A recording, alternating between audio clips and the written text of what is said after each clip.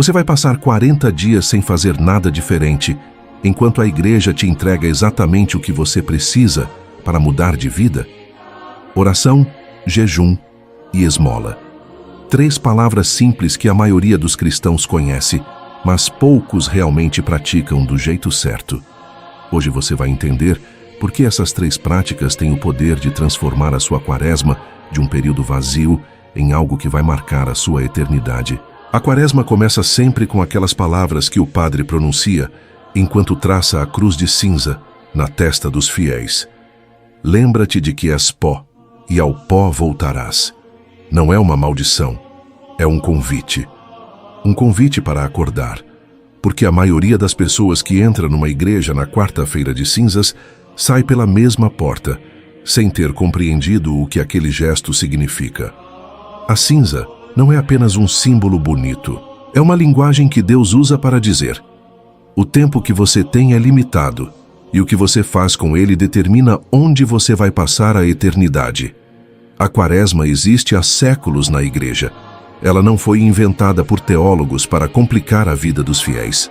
Ela foi instituída como um tempo de preparação, uma jornada de 40 dias que imita os 40 dias que Jesus passou no deserto antes de começar a sua missão pública. 40 dias sem conforto, sem distração, sem facilidade. 40 dias onde o Filho de Deus escolheu a austeridade para nos mostrar que a vida espiritual exige decisão, não apenas sentimento.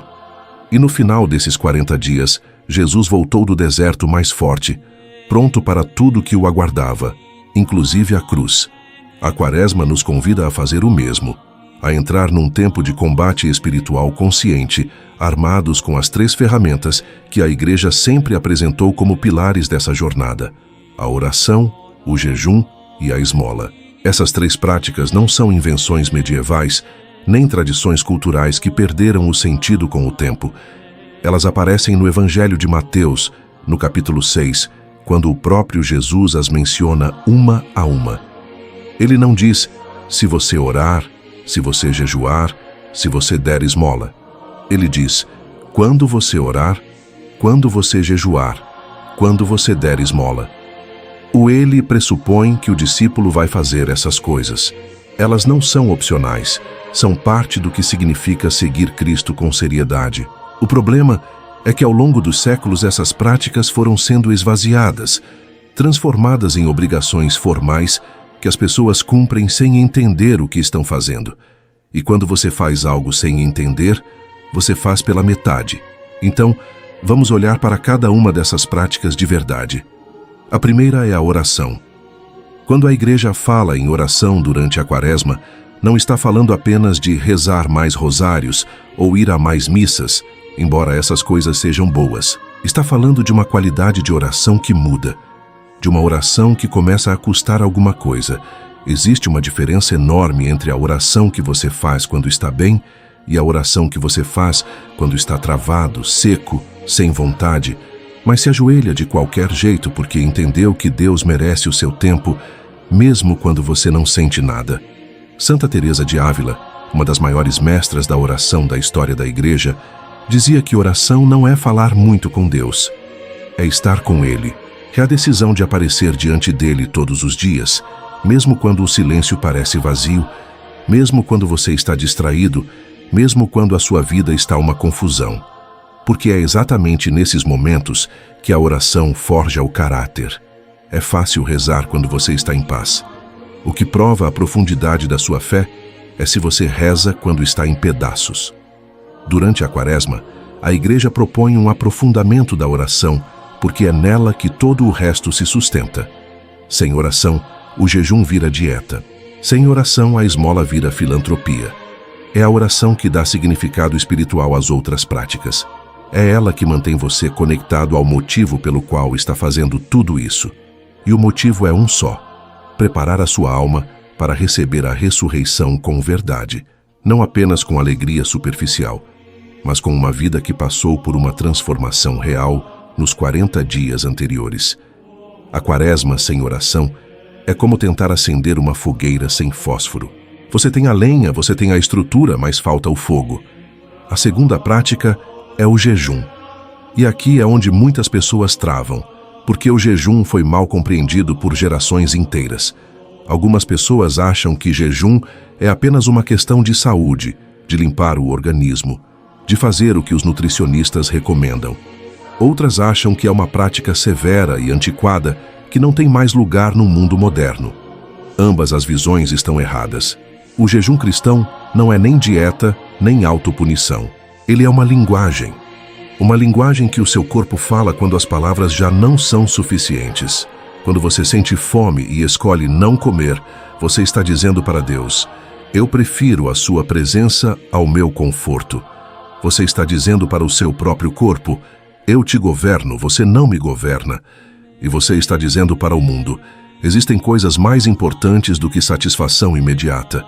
O jejum tem um poder que vai além do que a razão consegue explicar completamente. Os profetas jejuavam. Moisés jejuou 40 dias antes de receber os mandamentos. Elias jejuou antes de ouvir a voz de Deus. João Batista vivia numa austeridade constante.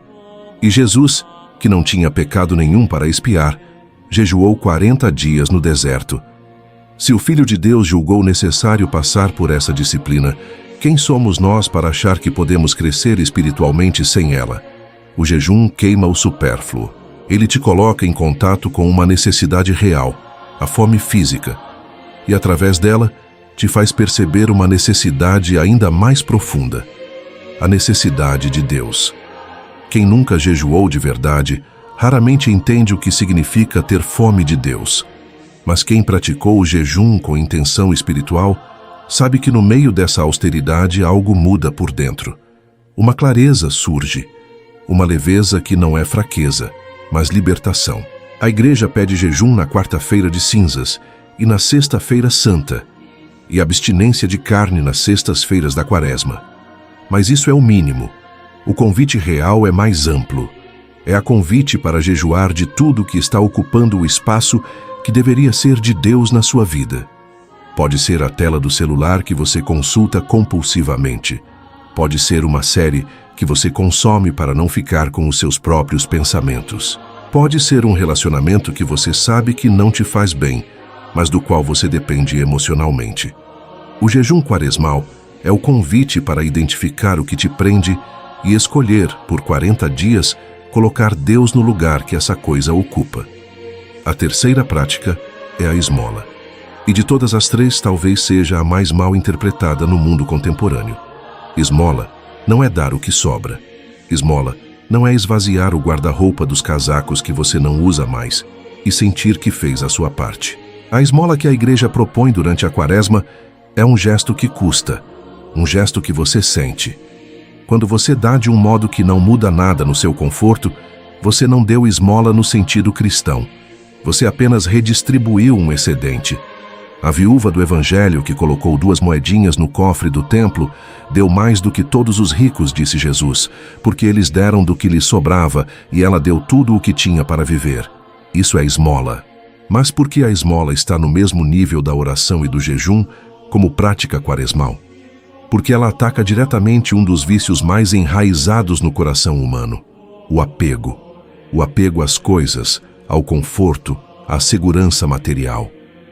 Quando você doa de modo que sente, você está praticando um ato de confiança em Deus. Você está dizendo: eu acredito que Ele provê, por isso posso abrir a mão. E ao mesmo tempo você está rompendo a lógica do mundo que diz que você nunca tem o suficiente, que você precisa guardar mais, acumular mais, proteger mais. A esmola é um ato de liberdade. É a prova concreta de que você não pertence às suas posses.